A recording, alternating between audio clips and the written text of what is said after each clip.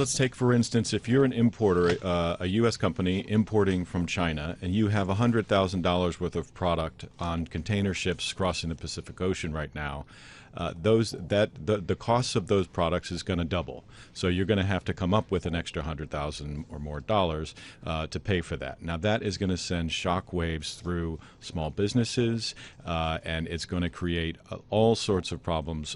Trade is, when we think of trade, we think of goods changing hands, but underlying trade is a lot of financing.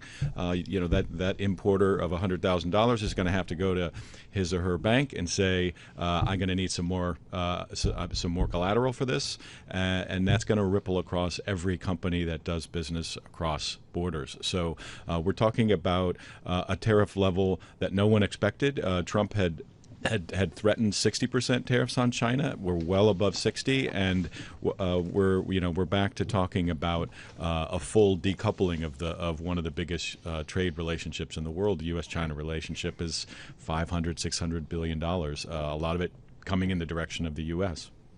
Just looking at some of the reporting out of China this morning, the Xinhua News Agency talking about China having abundant means for countermeasures against the US, and it's expanding its imports, showing its efforts on opening up. Meanwhile, the spokesperson for the Foreign Ministry talking about China taking steps to defend its rights. What sort of capacity does China have to respond to these tariffs, and is there will?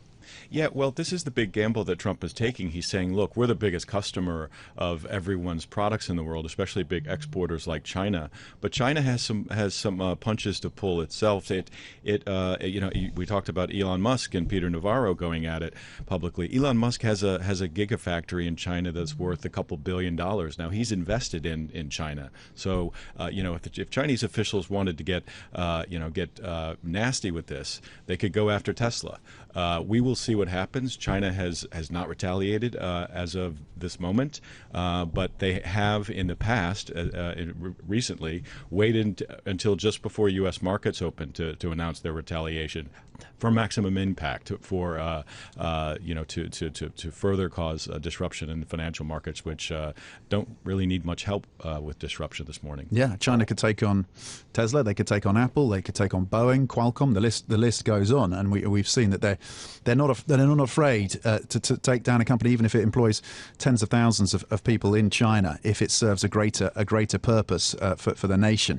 When it comes to other countries, then being hit by tariffs coming into force today beyond China, just outline for us how big a shift in global trade we're expecting to see as a result of what is being implemented right now. So let's not forget that the European Union has been discussing over the past few days how they'll respond to Trump's steel and aluminum tariffs. So those were the tariffs that went into effect a few weeks ago. So sometime today or soon, we could have European Union retaliation on American exports to Europe. So we could have a trade war being conducted across both oceans. The transatlantic relationship is one of the most integrated in the world, and the retaliation by Europe could really put Trump in a difficult spot. Does he really have the capacity to take on some of the biggest economic blocs in the world all at once?